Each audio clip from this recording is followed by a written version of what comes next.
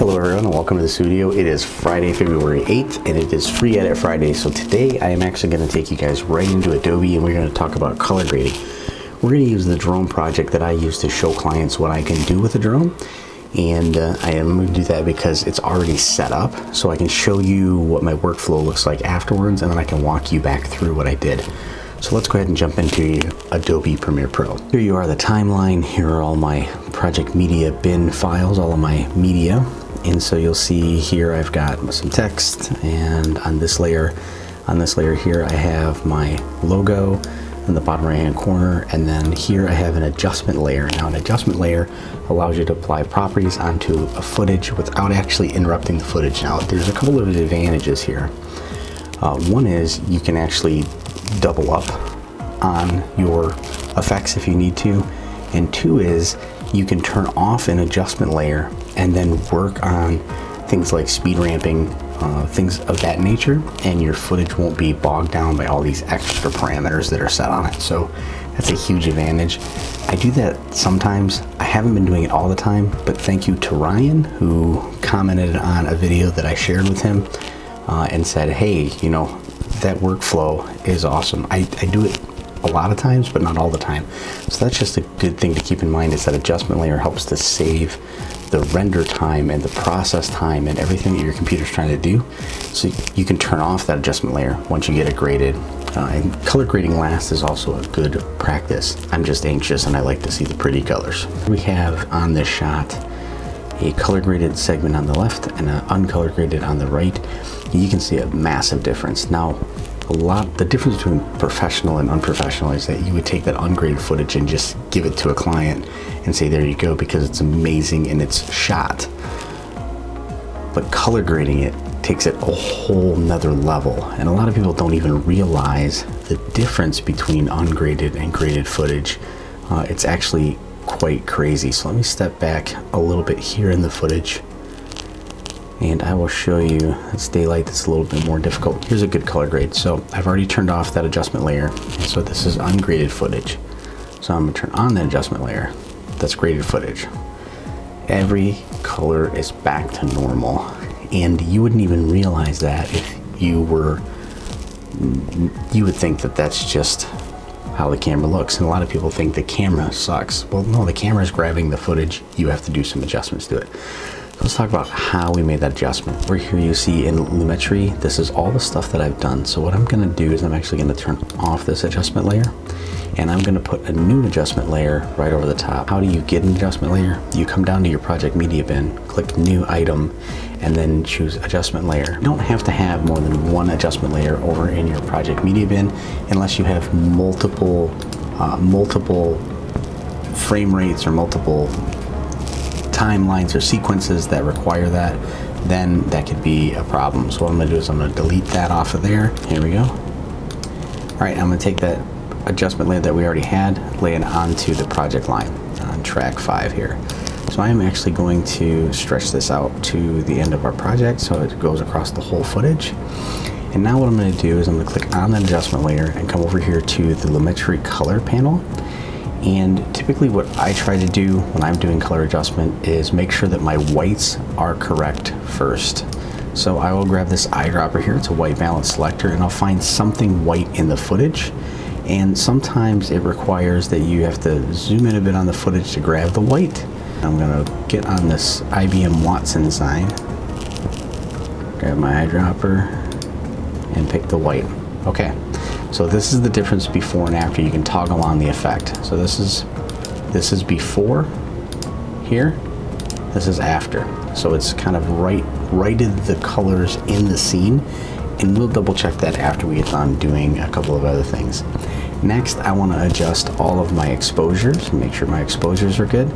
The way to do that is not by eye, it's by using a scope. So think of a scope as a map. I'm gonna click on Lumetri, and you're gonna get a couple of things here. Default, you will not see this here, the vector scope, you'll see this. So in order to get both, you can click that wrench and then check on the vector scope YUV. Okay, this on the right side is color, this is going to be the brightness of everything. And as you look across this, there's a 0 to 100, and you look left to right, it represents what's in the scene. As I scrub the video, you're going to see that those colors change. So you can see a representation. This is a good shot here. This is a representation of the building right in the middle, and you can see that the sky is there's no brightness in the sky at all. So we need to adjust these 2 clips. Here's 1, 2, and 3 clips actually. So in this first clip, we need to adjust the brightness of that, different than the other 2 potentially. I don't think we will because it's all at the same time. So what I'm going to do is come over here to the lumetri, and I'm going to grab first off the curves. So curves is going to allow me to affect these brightnesses here. And if you look on this box, left side represents here on the left side of this panel, and right side represents right side on this panel. So I want to keep the blacks black, and I want to get the whites whiter and brighter. So I'm going to create a nice little S curve here. You can already see a big difference in this, so I'm going to toggle off and on that. Already a huge difference. Okay, now we are going to come up and we're going to adjust the exposure a little bit more. So this is our basic color correction, and so you've got tone here. Let's go ahead and pull the exposure up a little bit, and ideally what you want to get is all the way from the top to the bottom represented. Sometimes you can't because the footage will just start to fall apart. In this case, we'll be able to get pretty darn close before the footage starts to have an issue. You can see that has not started to granulate yet, and we're going to take these blacks and we're going to bring these blacks down closer to the black line, 0. So now we have a pretty decent spread of our tone and our contrast. We can add a few more tweaks in here. So for example, we can take highlights up a little bit, which will bring up some more of those lights in the car. So let me toggle off and on. So there you go. It's adding some more detail. And we can also bring up the shadows just a touch, not a lot. And there you go. So again, here we go, off and on. Okay, so now what we want to do is we want to add a little bit more color to this. So we're going to come down to the creative, and this will give us a couple of different wheels. We've got shadow tint and highlight tint, and you can add a little bit more. You know, there's the teal and orange concept. There's all types of different color grading concepts that you can use. And so if we wanted to, we could take our tints up here, we could take our highlights into the blues, and then we can come down here to the intensity of that, and we can crank that up just a little bit, and then come down to our color wheel and match. And this will actually allow us to adjust every color in the spectrum. So midtones are going to be in the mid here, shadows are going to be down here, and highlights are going to be up here. So if we want the highlights to be a bit brighter, we can do that, and we can increase the color tones on the highlights. We can also increase the colors in the midtones, and then we can pull down the shadows since we're starting to get a little bit of wash in the detail. So here we go. This is before, this is after. Now, this color grade is a little different than what I did last time, playing around with it. That's the beautiful thing about color grade, is you can adjust and play with how the footage looks. So I'm actually going to turn up the saturation a little bit because I want to pull some more colors out of that sky. And just for giggles, I'm going to recenter. Yes, I am going to take some more of this orange out. So when I did that white balance adjustment, what it did was it took the temperature and tint and moved them around, and it had the orange tint pretty high on the spectrum, and I pulled that down a little bit so that I could get some more of that blue and the orange contrast. And then I can add a little bit more of the green to kind of get that color closer to accurate. So what I'm looking to do is make sure that that white in that scene is white in that scene. So let me blow this up a little bit. So this is our footage after color grading. Oh, hang on. I've got this set at a low resolution render.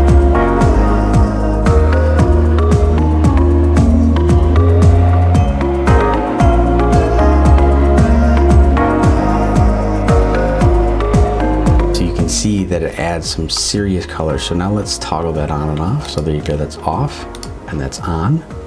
And so it completely changes the dynamic. actually, to make it very, very evident, what we're gonna do, we're gonna add a selection area for the lumetric color panel so that you can see the difference. So I'm actually gonna zoom this out a little bit so that I can just draw a line sort of halfway down. And I'm going to turn off the color grading on one side, leave it on the other side, and I'm gonna let this play so that you can see the difference between the two.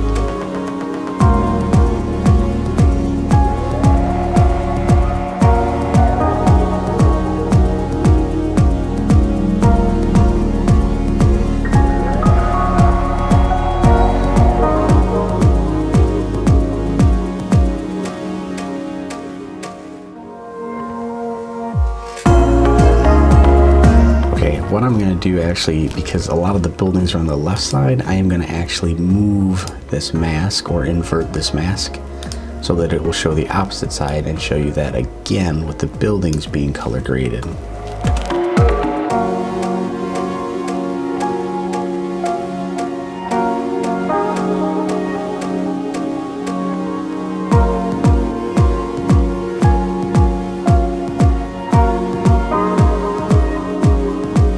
Color grading is super simple and it adds a beautiful touch to your finished project. I do want to talk for a second though, because I haven't yet been able to, about the color wheel. So I actually turned off that mask on our lumetric color adjustment here. And so this wheel here is the color. And so you'll see this little square here is red, that's magenta, that's cyan, that's green, and that's yellow. And so as I pull on those lumetric color wheels inside of the color wheels, you'll see that those start to adjust. So if I want to add more yellows, I could do that. If I want to add more blues, I could do that. So let's say I wanted this to be in the oranges, I could do that. Weird, crazy, but it works. And then I could pull down the intensity or pull up the intensity, the brightness, so I can wash it out and create all kinds of different scenes and settings if I wanted to. So that is what that represents, color, and we'll talk more about those in a future episode. Thank you guys for being here for FreeEdit Friday. I will be back tomorrow with a vlog.